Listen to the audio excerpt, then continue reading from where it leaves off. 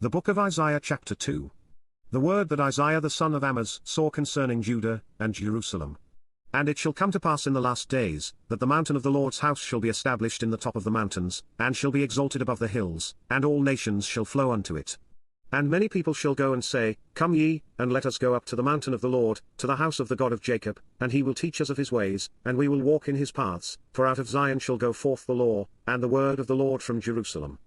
And he shall judge among the nations, and shall rebuke many people, and they shall beat their swords into plowshares, and their spears into pruning hooks. Nation shall not lift up sword against nation, neither shall they learn war any more.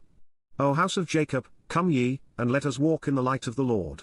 Therefore thou hast forsaken thy people the house of Jacob, because they be replenished from the east, and are soothsayers like the Philistines, and they please themselves in the children of strangers. Their land also is full of silver and gold, neither is there any end of their treasures. Their land is also full of horses, neither is there any end of their chariots. Their land also is full of idols. They worship the work of their own hands, that which their own fingers have made, and the mean man boweth down, and the great man humbleth himself, therefore forgive them not. Enter into the rock, and hide thee in the dust, for fear of the Lord, and for the glory of his majesty. The lofty looks of man shall be humbled, and the haughtiness of men shall be bowed down, and the Lord alone shall be exalted in that day.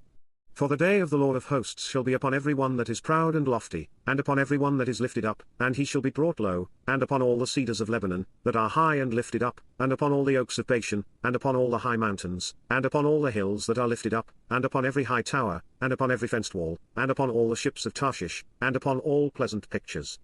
And the loftiness of man shall be bowed down, and the haughtiness of men shall be made low, and the Lord alone shall be exalted in that day.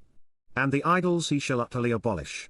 And they shall go into the holes of the rocks, and into the caves of the earth, for fear of the Lord, and for the glory of his majesty, when he ariseth to shake terribly the earth.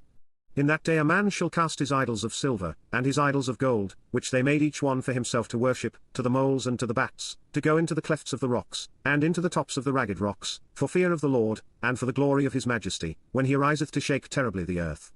Cease ye from man, whose breath is in his nostrils, for wherein is he to be accounted of?